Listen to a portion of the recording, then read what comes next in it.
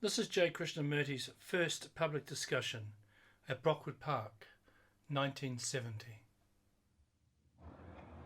This is supposed to be a discussion, a dialogue, or talking over together any of the things we would like to discuss. So what should we start with? Do you think it would be sort of off the point to discuss like a means of education? The means of... A means of education? In other words, an active thing instead of like an individual thing? Discuss education. Application of these thoughts. How application of these talks, education. Could we discuss that? Do you want to discuss that or something else? Like the idea of a school for like... Beg pardon? Like the idea for a school for pre-adolescents. An idea of a school for pre-adolescent. Don't you think that it's possible to have a school whereby these people would never be conditioned, so have to be... Well, we'll discuss that, sir. We'll discuss what is conditioning. It's possible to bring up children without being conditioned. That's what he wants to discuss. Is there anything anybody else wants to discuss?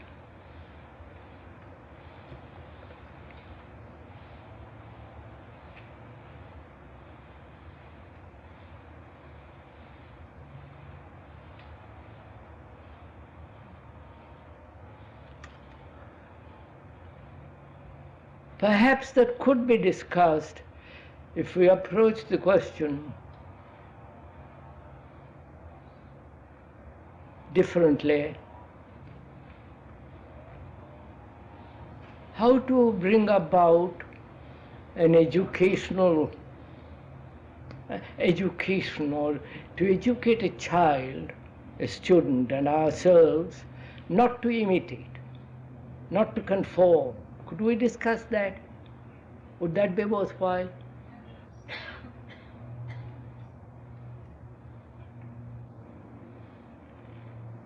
What do you say? Would that be worthwhile to discuss?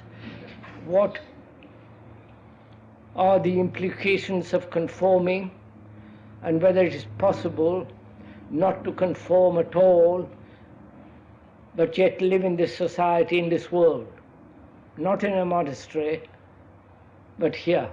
Would that be worthwhile? Right, sir.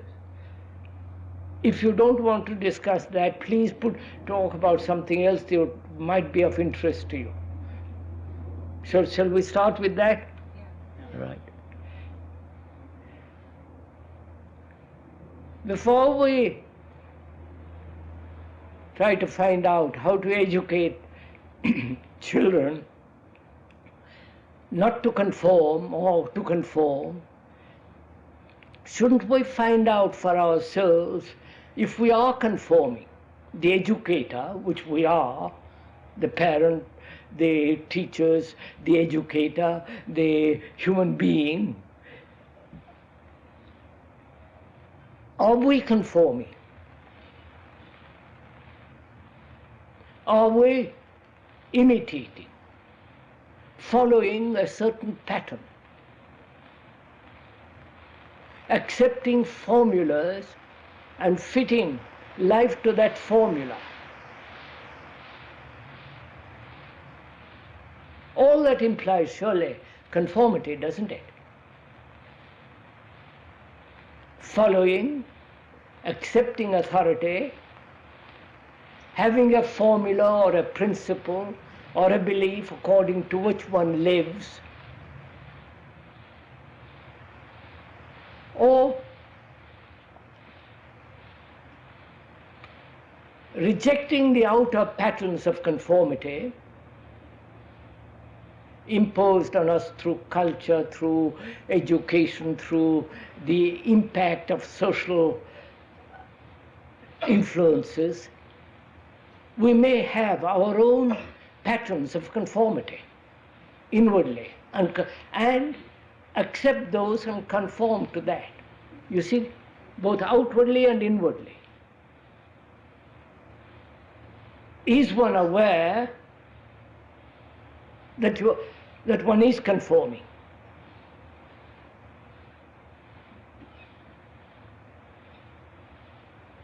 Am I aware that I'm conforming?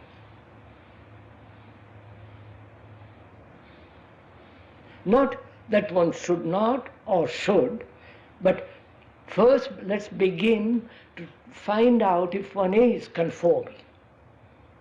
What does it mean?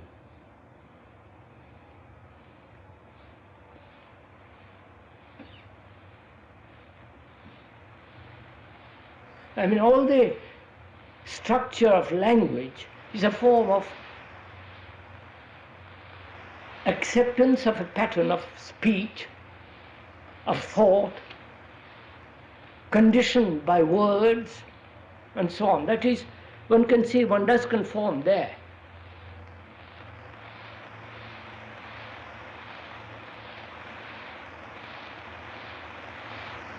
And one does conform to outward social patterns. Short hair, long hair, beard, no beard, trousers, short, up, mini skirts and long skirts, and all the rest of it.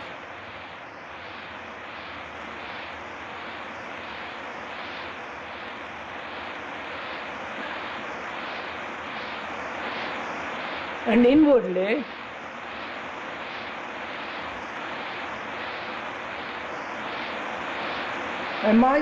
is one conforming?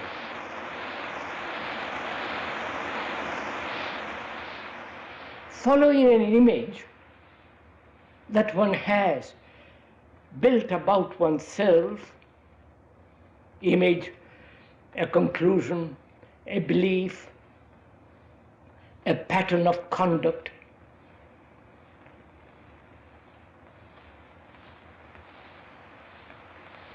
And following that pattern. Is one aware of all this?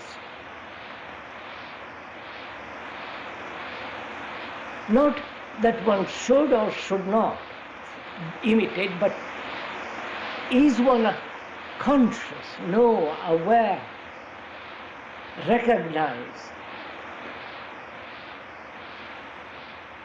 that there is this outward and inward conformity all the time.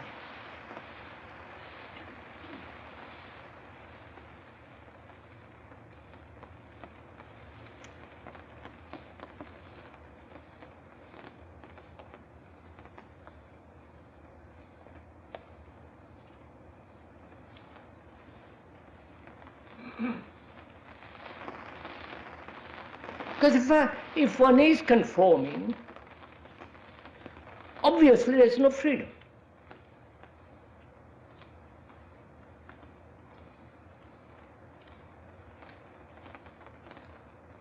And without freedom, there's no intelligence.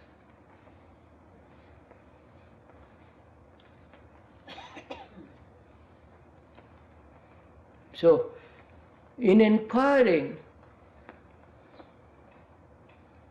within oneself, looking at oneself quite objectively, without any sentimentality, without saying this is right, this is wrong, just to observe and find out at what depth one is conforming.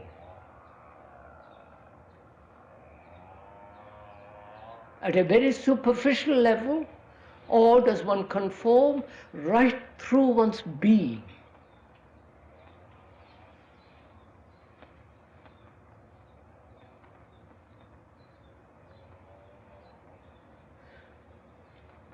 When one is conforming, it's really quite a complex subject, this. When we have been educated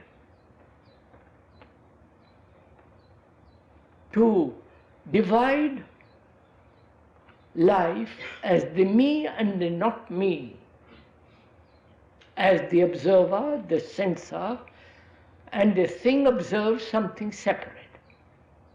Basically, it's one of these patterns of conformity. That's why I've been brought up. When I say I am a Hindu,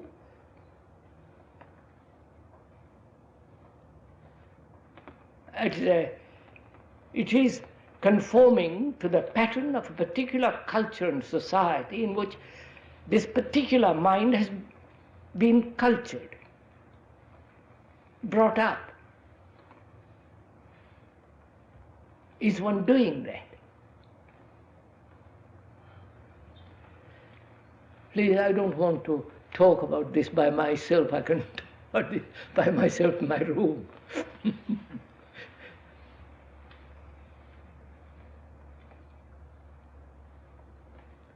This is really quite extraordinarily interesting if one could go into this very, very deeply. And then we can discuss how to bring about in a student, in a child, let's keep it, a child is too small. Why? Wait, I said don't jump to the why yet. We'll come to that a little later. We say first let us see how you and I conform.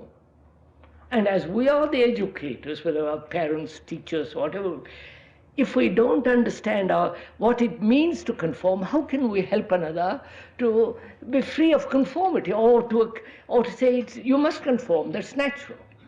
One must be clear in oneself.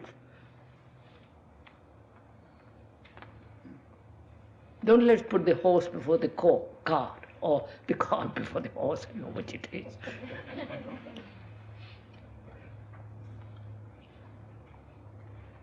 Because I really want to find out. I want to learn about it. It's really very subtle and very, it has great depth of, if you really go into this question. Memory. The cultivation of memory is what education is at the present. About facts and this and that technology.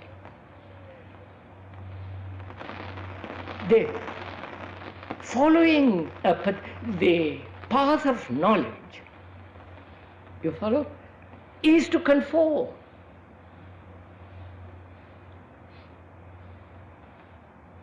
I don't know if you see that.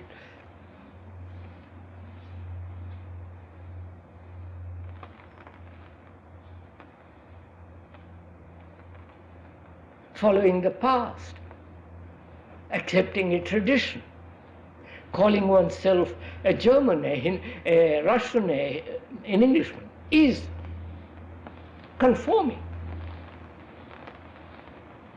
And the revolt against that becomes another pattern of conformity. Therefore, all reaction is a form of conformity. I don't know if you accept all this.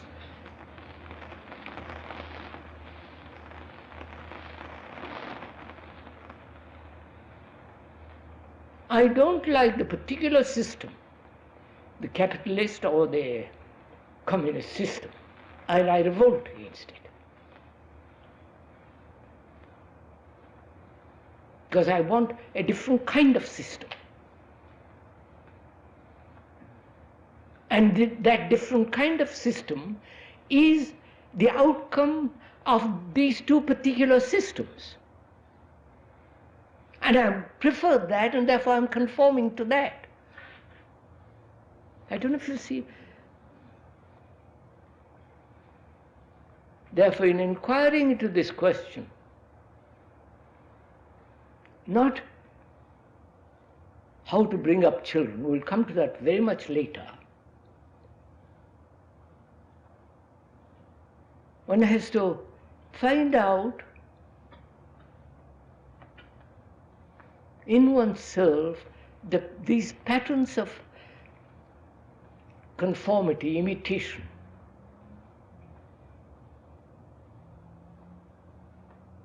Go on, sir.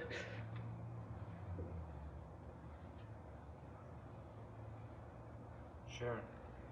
If we are not following these systems which are existing in our civilizations, how we can educate our children to go through examinations? The civilization is accepting certain rules. Yes, sir. That's what we are saying. Don't, you see again, don't let's talk about the children at for the moment. Let us talk about ourselves who are responsible for these poor unfortunate children. Whether we are conforming. If we are, then whatever our relationship with the children be, we'll always subtly or brutally bring about an educational system that will make the child or the grown-up or the adolescent conform. This is so simple, I don't know what's the difficulty. If I am blind, I can't lead. I can't look, I can't help another. And we are more or less blind if we don't know to what depths we are conforming. But isn't knowledge of these steps a continuous process? Doesn't it become more precise? It does, sir. It doesn't it become more, it does become very precise. If we could, please give little attention to this. Are you conforming? Obviously, when I put on trousers, I'm conforming. When I go to India, I put on different clothes, I'm conforming. When I have my hair cut short, I'm conforming. When I have my hair long or enormous beard, I'm conforming.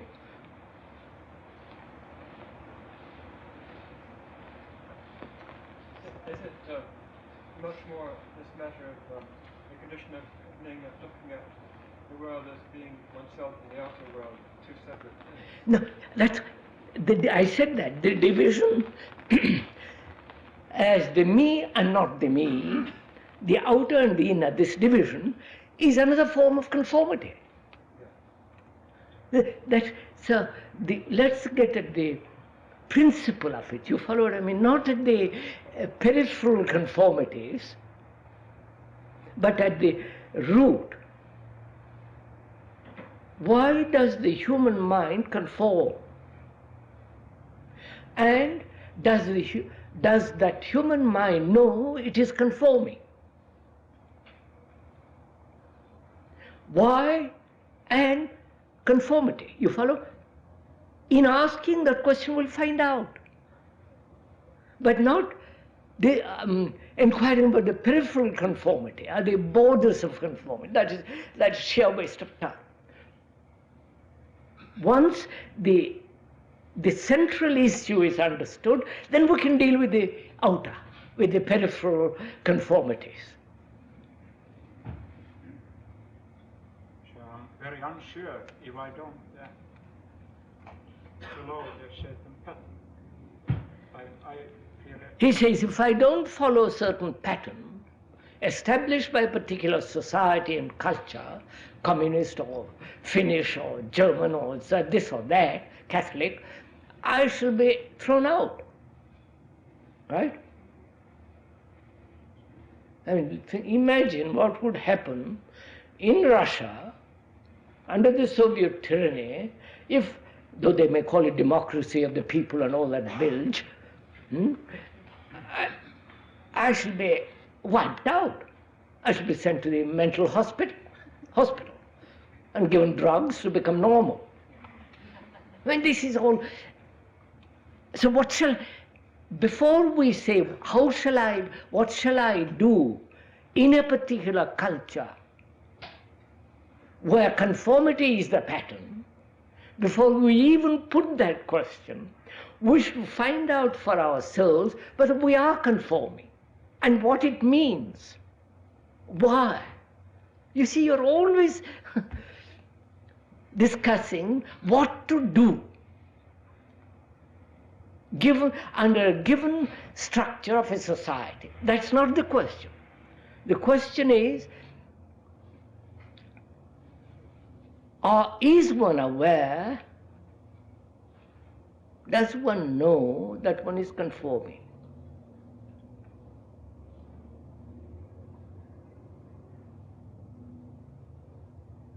Is that conformity peripheral, that is very superficial, or is it very profound? Till you answer this question, you won't be able to deal with the problem.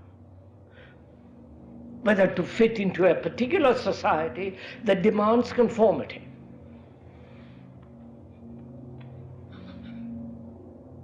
I act in a certain way, and how do I know I'm conforming or not?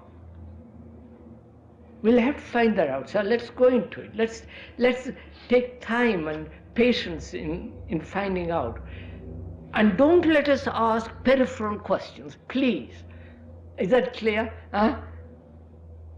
Peripheral questions. What to do?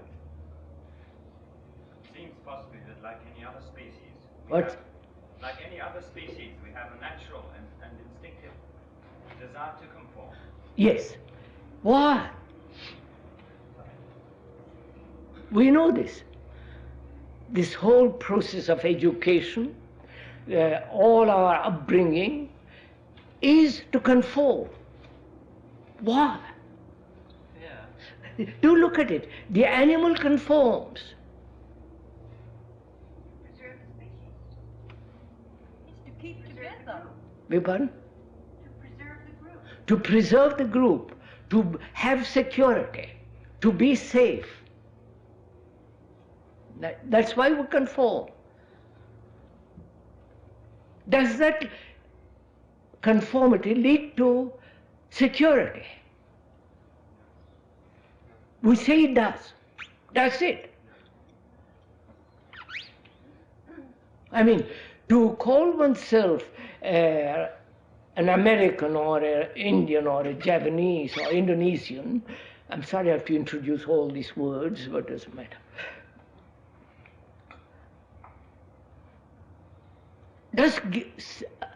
Does seem to give a sense of security, doesn't it?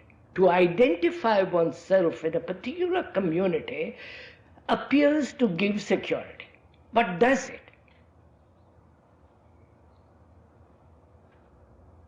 When you call yourself a German and I call myself a Jew or an Englishman, this very division is one of the major causes of war, which means like no security. Well, this is, where there is division, which comes about through identification with a particular community, hoping that community will give security, it is the very beginning of destruction of security. This is so clear. Then you feel that the idea of any community is one that would detract from your uniqueness? No, sir. No, sir. No. We are saying, look, sir, please. We are saying the desire to conform, the urge, the instinct to conform, comes about through the hope of security, the wanting to be secure, safe, certain, physically. Is that a fact?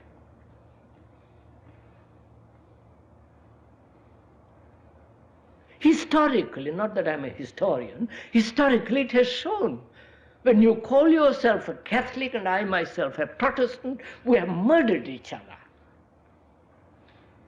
in the name of God and all the rest of it. So, the mind seeking security through conformity denies that very security. That's clear, isn't it? So please, when that's clear, we are finished with the identification with a community through which we hope to be secure. That thinking about, looking at it that way is finished. Once you see the poisonous nature of this division between you and the community, and you identifying with the community in the hope of security, when you see that very clearly, the truth of it, you no longer want security through community. You follow? Through nationality, through identification with a particular group. Is there not only another point of feeling to belong to? Yes, sir, which is, I belong to a particular group. It gives me satisfaction. It makes me feel warm inside. It makes me feel safe, which is the same thing. But not only to be safe. It's the feeling. It's Yes, sir. a nice feeling. Which is what? A nice feeling. I belong to this community of Brockwood. It gives me a nice feeling. What does that mean? I belong, which is I want to belong to something. Right? Why?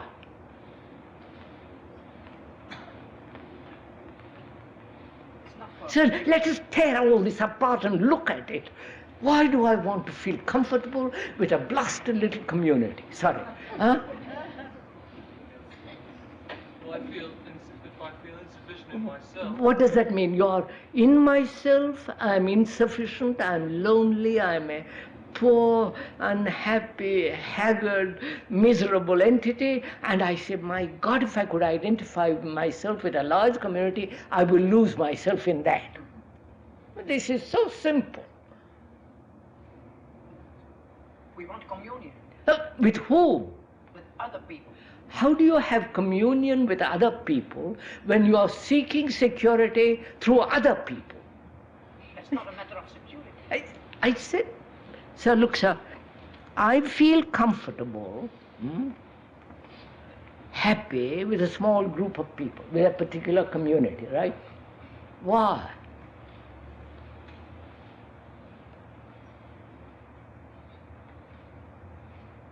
Do answer. You have to answer this question. Why do I feel comfortable with a particular group of people? I'm not only frightened of the others, right? No, then what? I don't like the others. I don't like their looks, their smell, their clothes, their beards, their hair. I like this group. But it is so, and that group gives me great sense of warmth. We want What? extension. Wait, Extension of wait, ourselves. expansion of what? Extension. Yes, expansion. What does expansion? Expanding what? What am I expanding? My loneliness? My fear? My misery? My sense of lack of certainty? When I am clear, certain, vital, I don't want to identify myself with anything.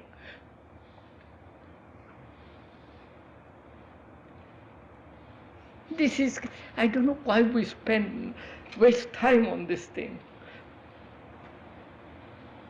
We ought to go much deeper than this, come on. Which is, any form of identification with a group, however comfortable it is, however satisfying it is, this identification implies not only psychological well-being, the psychological well-being in division and therefore destruction, but also it brings about a conformity of the group as against another group. This, right? So our question is, why do we conform, and do I know I am conforming? Please do stick to those two things.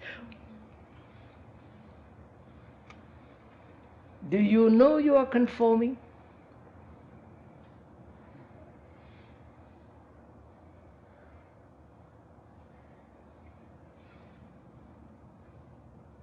When you call yourself an Englishman or a Frenchman, aren't you conforming? When you call yourself a Catholic, Protestant, Communist, the Panthers and all the rest, aren't you conforming?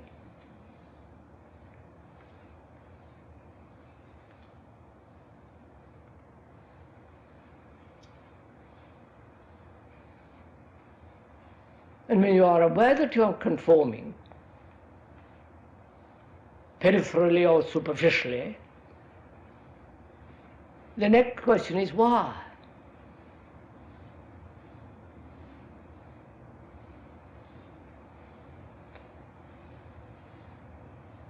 If you say it is to be safe, secure,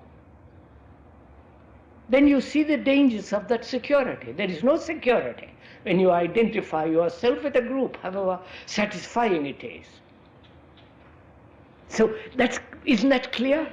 We can go push it aside, finish with it. That any form of identification with a group, however satisfactory, however comforting, does not bring security. So I will never look for security in a group. Can't we finish with that? Yes, but do it. It doesn't always seem as though we're identifying when we're doing it. It seems that we're working together, and then it slips over somehow. Yes, we may. Yes, the question is, we may think we are working together, not necessarily identifying together. Is cooperation imitation, conformity? Please go into a little bit. Am I cooperating with you about something, right? About a principle, about utopia, about a series of ideations, or cooperating with you because you bring enlightenment or bring utopian world, or have I the spirit of cooperation in which there is no conformity? I don't know if I am cooperating about something because I hope through that cooperation I'll gain a personal profit, then it's not cooperation. But if I have the spirit of cooperation, the feeling, I go beyond the me. Madam, that's just it. Do I have the spirit of cooperation? The feeling. So let's come back. I must come back to this thing, which is, does one know that one is conforming? Why one is conforming?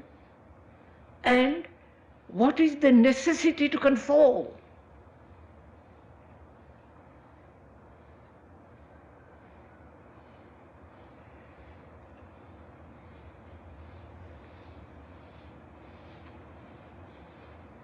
An image of sameness. Vivan? An image of sameness, to have the same image. So Yes, sir. Look at it, sir. Are you conforming? I'm sorry to push it. Huh? Are you conforming?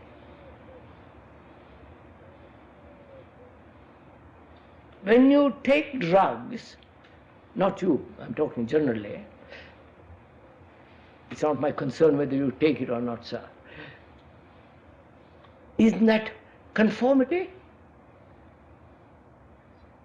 When you take drink, smoke, isn't that conformity?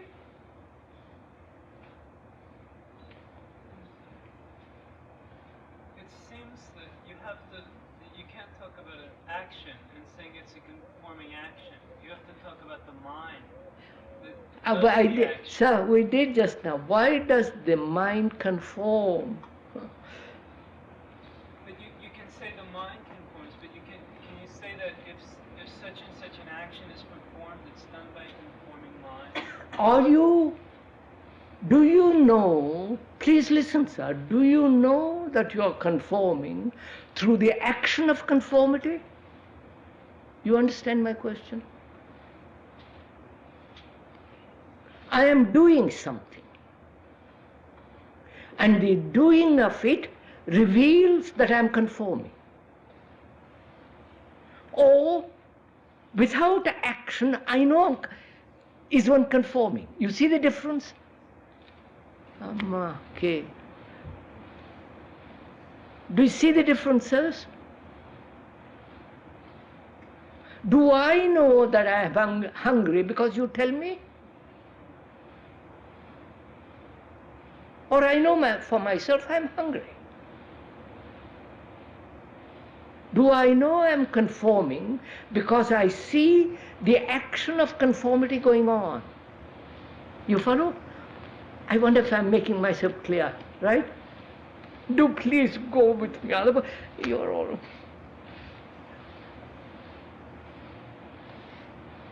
Do I know, please sir, just listen to my question first. Do I know through action that I'm conforming? Or do I know I am conforming not through action?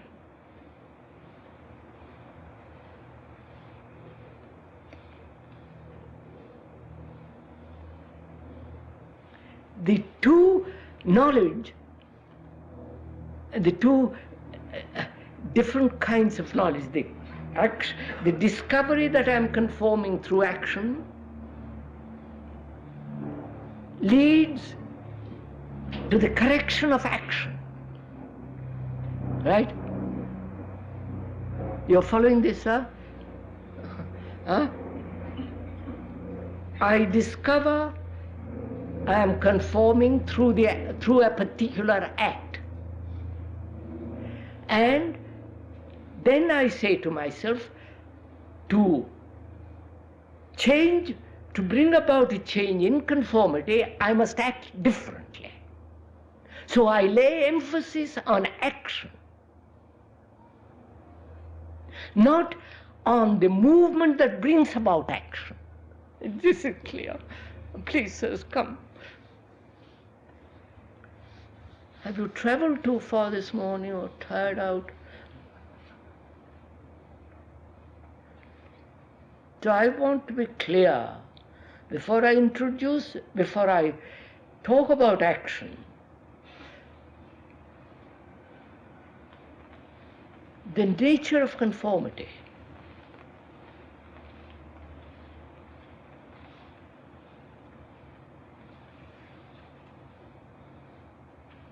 So I have to find out whether I'm conforming. The mind that wants to conform, the principle of conformity. You understand?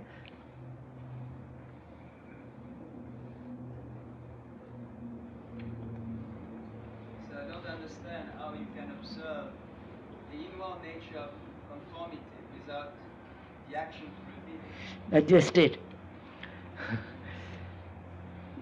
I cannot find out the nature of conformity without being aware of the action that is the result of conformity, right? What's that? Conformity is connected with an objective. Sir, how do you know that you are conforming? Huh? How please, how do you know that you're conforming? Through observation. What? Through observation. Through observation. Do look at, be clear, wait a minute, sir. Through observation, you say. The observer watching action says, I'm conforming, right? And is not the very observer the result of centuries of conformity? Yes. Therefore, he is watching not action, but watching himself conforming. Yes. And no. Huh? He is the source of all conformity.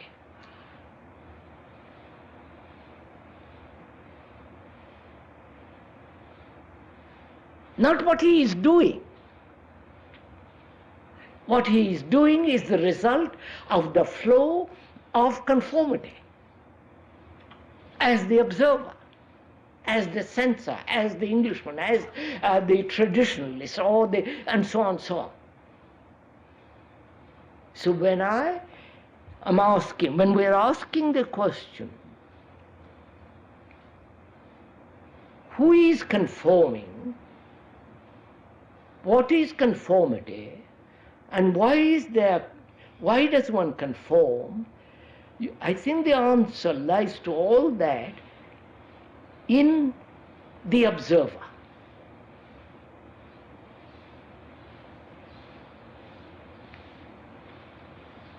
The observer is the censor, right? Now the censor becomes aware of himself condemning or justifying. And that condemnation or justification is the result of his conformity to the pattern of a particular culture in which he has been brought up. That is the whole thing. I don't know if you get it. Does this awareness not come about only through somehow being out of it for a moment, just being somehow that stopping, and in that stopping there's a seeing of it? So I don't know what you quite mean stopping. I think I get it what you mean, but does that happen? Well, look, sir, you're asking. It's the only time when one ever gets a glimpse of. Yeah, you're asking me to be aware of the observer, right? The observer is the very essence of conformity. Please. You follow? We have said a truth which, if one's seen, you will see the whole thing. The observer is the essence of imitation, conformity. Now, can the observer become aware of himself as the principle of conformity? Now, wait, go slow. How is this to happen? You are asking me to be aware, listen to this, aware of the observer, which is, can the observer become aware of himself as the source of conformity? You have challenged me, right? Now, how does that challenge, what is the response of the observer to that challenge? I don't know if you follow what I'm saying, right? No, please, don't answer it yet. Don't let's take a little time. You have challenged me, right, sir? Which is, you said, look, can the observer, who is the essence of conformity, can that observer become aware of itself? You've asked, that's your challenge. And what is the response of the observer? Listen carefully. What is the response of the observer?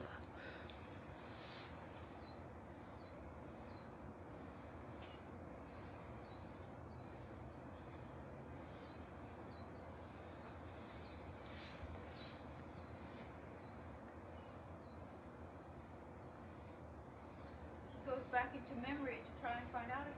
Which means what? Which means what? His response will invariably be conforming. And no, you're missing it. Don't see the implication of it. You have challenged me. And the observer responds according to his conditioning, which is conformity. Therefore, his answer is a conforming answer. Right? Wait, sir, look. First look. Any response from the observer is the response of conformity. Full stop. But sir, has the observer actually got an instrument that isn't contaminated? We're going to find out. We're going to find out. We're so near it. Let's push. We will find out. Isn't what you're saying that the process of conformity can only be discovered in the field of action? Ah, no. No. Caramba, no. I'm saying this, sir. Look, sir, we've come to the point when we say the observer is the very essence of conformity. How does the observer know he is the very essence of conformity? How is he aware of himself as the instrument of conformity, as the result of conformity? Wait, no. Whatever his answer is conforming. Yeah. Therefore, what have I found? What have I found? Is observation beyond conformity?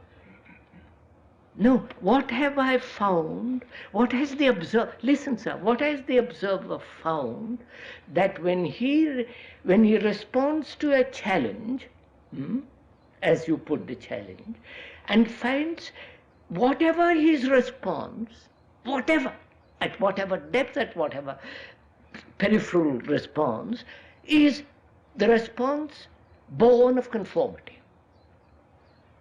Right? What? He has discovered that, right? What does that mean? Huh? Beg pardon? He's discovered himself. What? That he's not different, that he's a total. No, don't, please, let us stick to, don't let us use the word total. That the observer can only be a non-conformist when he has no answer. You see, no sir, the observer is the very essence of conformity, right? I mean, do you see that? Not because I say so. But I see that if he has an answer, he must be a conformist. No. Yes, sir. So what has happened to the observer?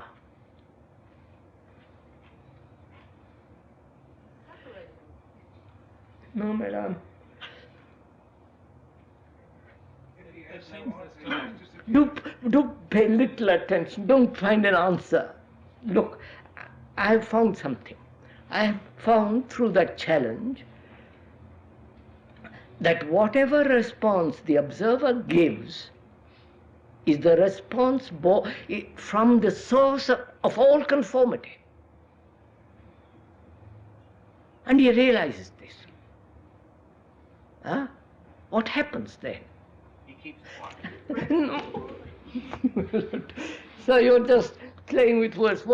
So you do find out what happens to you when you have discovered for yourself the truth, not an idea, the truth that any form of response on the part of the observer, and all our responses are on the part of the observer, then what do you find? It's not a realization of that itself. The result of the observer, in the sense that the observer separates itself from one of its that's what you are saying. No, therefore you are still separating the observer from the observed. Yes.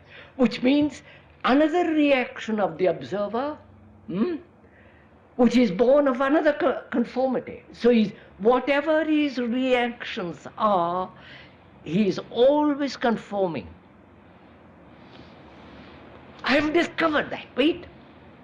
Have you discovered it? He may separate himself into 100 parts and say, I remain.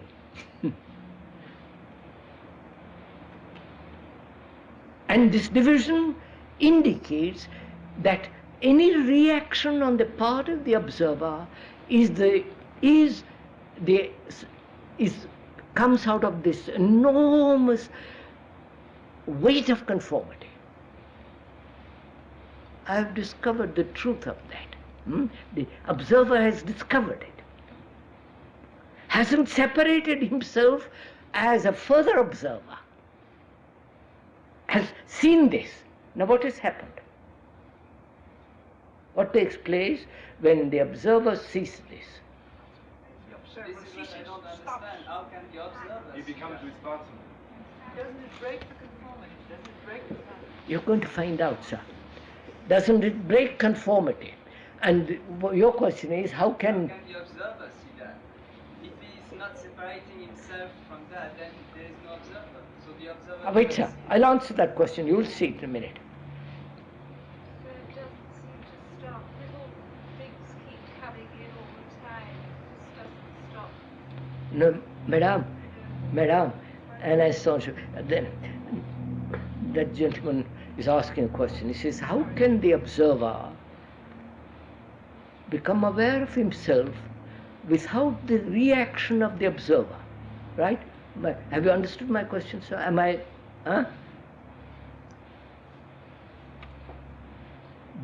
Does the observer become aware of himself through the part or the division of himself? You understand my question, sir? You haven't understood? How does the observer become aware of himself? Through the part, the fragment which he has brought about. Look, sir, the observer has brought about his conditioning through nationality. Right? Right? Does the observer become aware of himself as the source of conformity by this, through this division? Right? So he does not become aware through any division. Let's be clear, right? Then how does he become aware?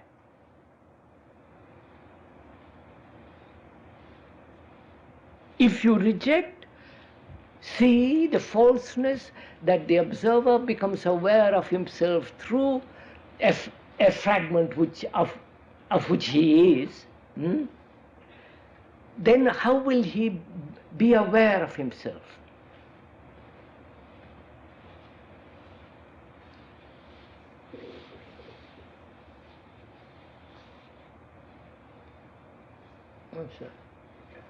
If there is no fragment through which he can become aware of himself, then he is not. No, you see, if I do not become aware, if the observer does not become aware through any fragment of which he is part, then how will he know that he is the source of all conformity? Then, the question is, can a fragment be aware of the total? Now, one fragment sitting one side. Right. Put it that way, sir. Put your question that. Let's put, can one fragment be aware of the total? Obviously not.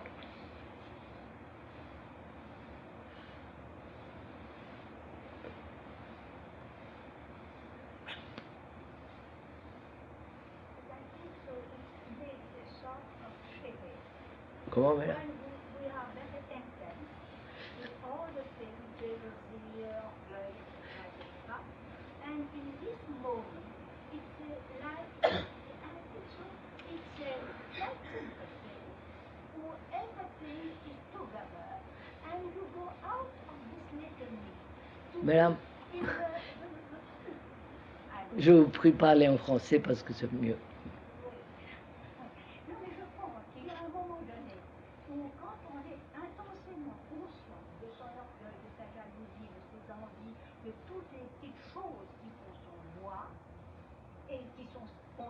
regardez que nous pouvons nous amuser à mettre en des tas de fragments et nous perdre.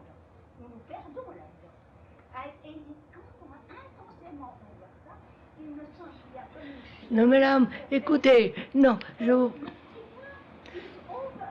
I understand that, but that we are not for the moment discussing that, madame.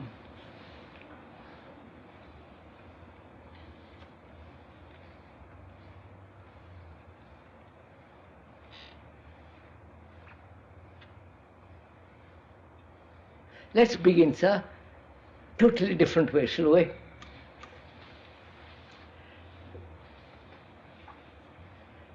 Are you aware of the division in yourself? Right? Division. When you call yourself a communist, a socialist, a Catholic, that very naming brings about a division, doesn't it? Are you aware of that? Not in any complex way, just be aware of it. Are you aware when you look at a plant or a tree or the sky or a cloud that you are looking at with a division, with eyes that are always looking at everything through division?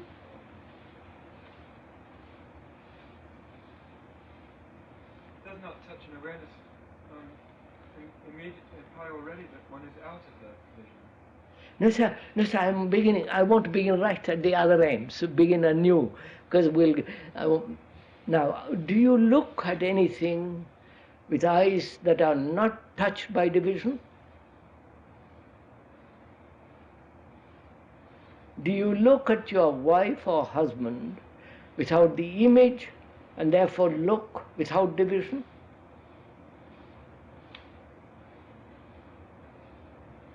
The only way to do that is by the senses. Huh? By the senses. By? To look by the senses.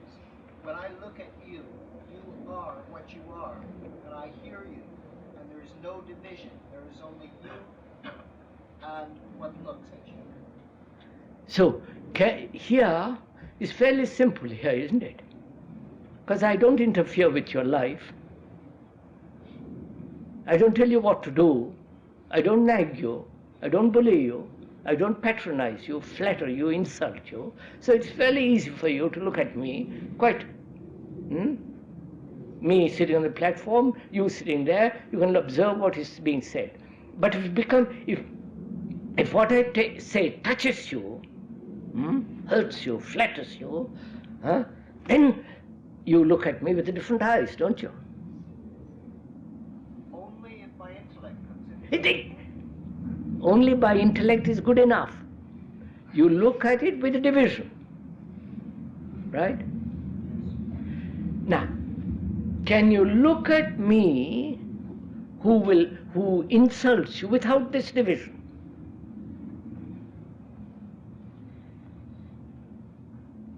Without the image that you have created through my words of insult. Only if I can see you, the insult, and the image at once. Which means, sir, you have not quite look, I've insulted you or flattered you, and you have built an image about me. Next time we meet, that image, you look at me through that image. That's simple. Now, can you look at me, though I have insulted you, flattered you, without the image?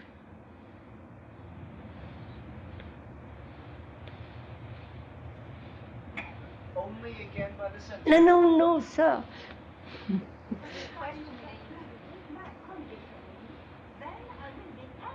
No, madam, you make it all so complicated. Keep it very simple.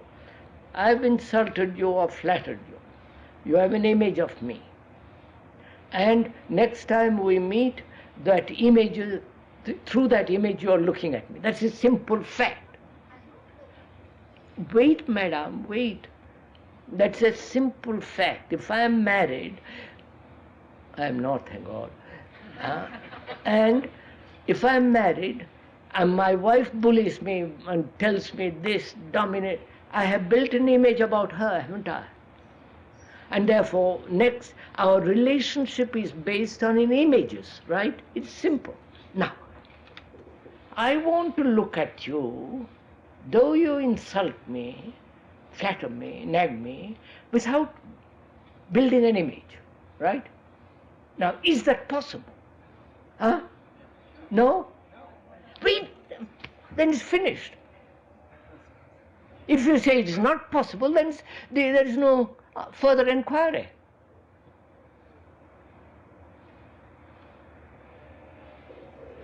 To me, that which comes into the way is my own reaction to what I see. Not so much what the people say, but what happens in me when this is said, and to see that. Obviously, sir. Obviously. So how can you I'm going to show you in a minute, sir. Listen to it, sir. You have insulted me. Or say what marvelous chap you are. And I have built an image on those two, right? And I'm asking myself, can I look at you without any image, though you have insulted me? And when I look at you without the image, our relationship is entirely different, isn't it? Then it's much more vital, much more close, much more real. So the image is the factor that divides, right? Now, is it possible to be free of the mechanism of building images?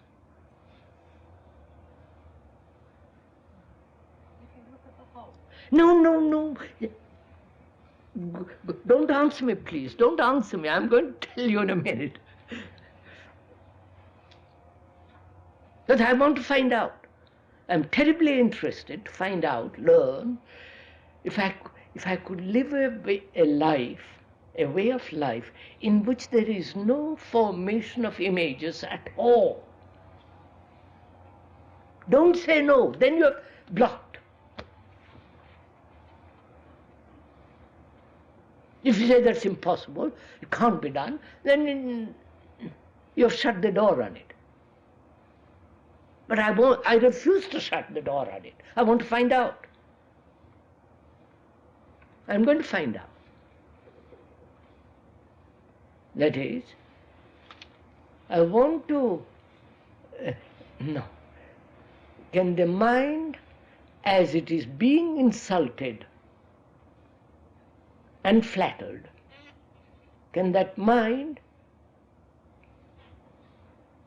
at that moment be intensely aware and not create an image?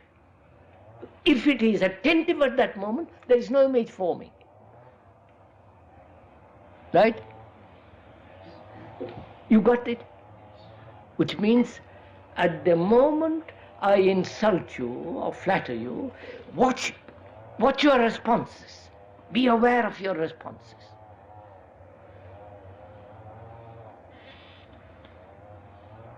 Then you have stopped image building. Right? That's all. It's as simple as that. Now, the question is, the mind wants to find out whether it can look at anything, the tree, the woman, the child, the politician, the priest, the whole world of human beings, without any image, without any formula. Not, oh, have love. That means nothing.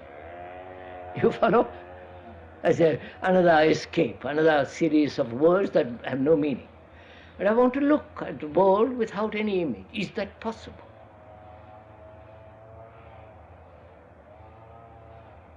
If I can't, then I shall be in battle with the world. Right? Me and my group, and you with your group, we and they.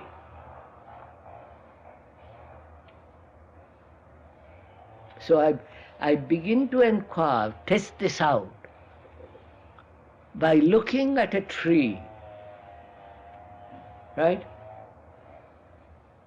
Non-subjective thing. That's looking at a tree. Can I look at a tree without the word, without the image which I have about trees?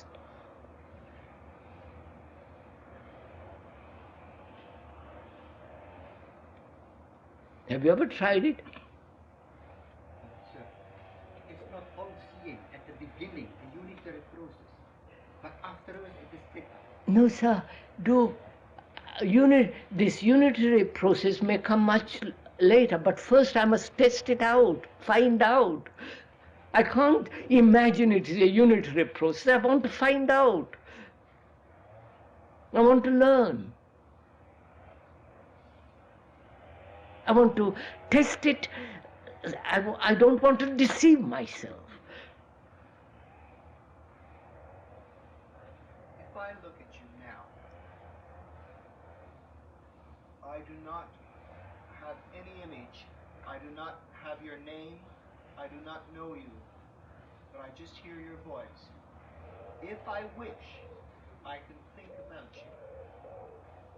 Right, sir? But can you do the same with your intimate friends?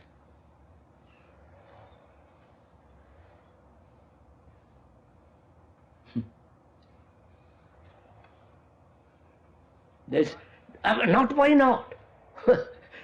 Do you do it? I would answer yes. Then what happens? You are free. No, sir. This implies exclusion, doesn't it? No. If you've just had a fight with someone, can you still look at them? Yes. No, sir, you can if the fight doesn't injure you financially. No, sir, look, we are human. Yes, sir. When your wife, not your wife, my wife runs away, looks at somebody else, when the wife doesn't get what she wants, oh no, don't go into all this. Look, sir, we'll come back to this question of conformity, but we're trying to find out whether the mind can look without division.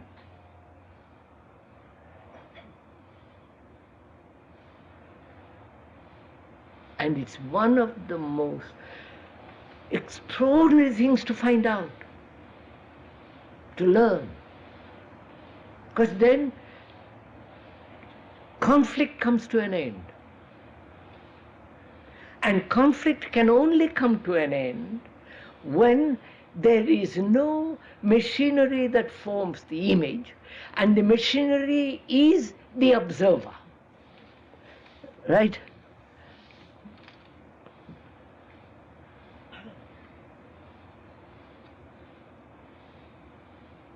The observer who calls himself black, white, purple, Catholic, communist, all that, or doesn't call anything himself, but he is.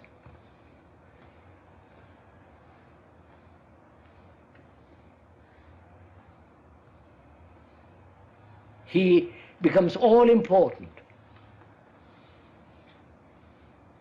So,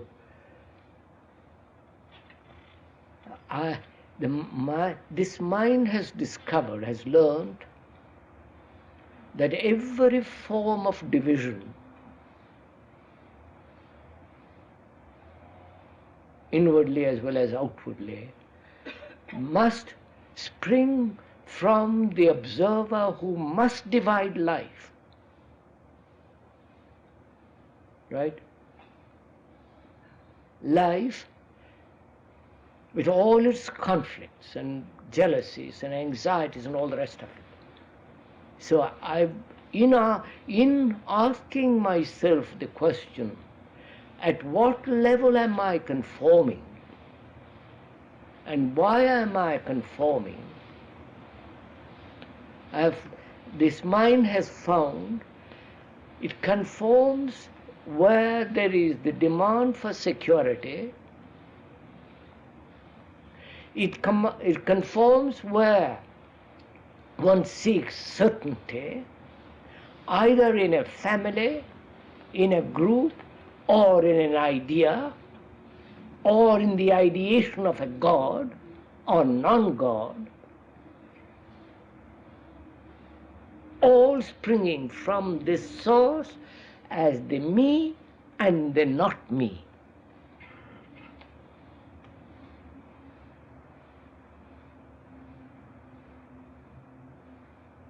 So can this mind live in this world that without any of this division?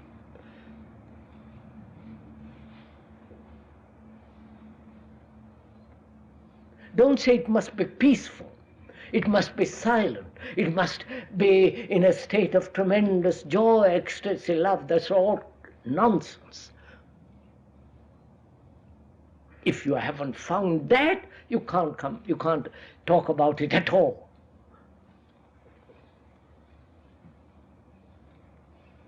And that way lies deception. So, from that one discovers the observer becomes aware of himself not through the fragment of any action, but the observer within himself lights the fire that dissolves the observer. Right? Is this a gradual process, the spontaneous process? What's Is this a gradual process? Like you can spend a lifetime, it seems. No.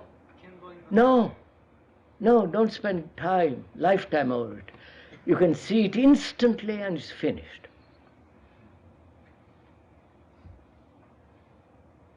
When you see It's like seeing instantly the precipice. You don't take a lifetime to look at the precipice. But isn't there a lot of chaos that would necessitate it? There's a lot of chaos. There's a lot of chaos, not only outside but inside. A lot of confusion, disorder, vomit of other people. It seems that amidst all of this, you should be sort of, not should be, but to be doing something, to be propagating this among other. It seems So, to me that what are we doing now? What are we doing now? You are listening. I am doing all the work, the speaker is doing all the work, and you are listening. If you go away with having learnt the lesson, then you will propagate, do propaganda. And when you do propaganda, it becomes a lie because it's not yours. But don't you feel that If it is yours, you're building, you're creating, you're living, you're vital. but doing this, you want to be in contact. You are in contact. You see, you are in the greatest contact with the world. Not through words, not through magazines, books and lectures and philosophies and beliefs. You are directly in contact with this terrible world. What time is it, sir? I think that's enough, isn't it, for this morning?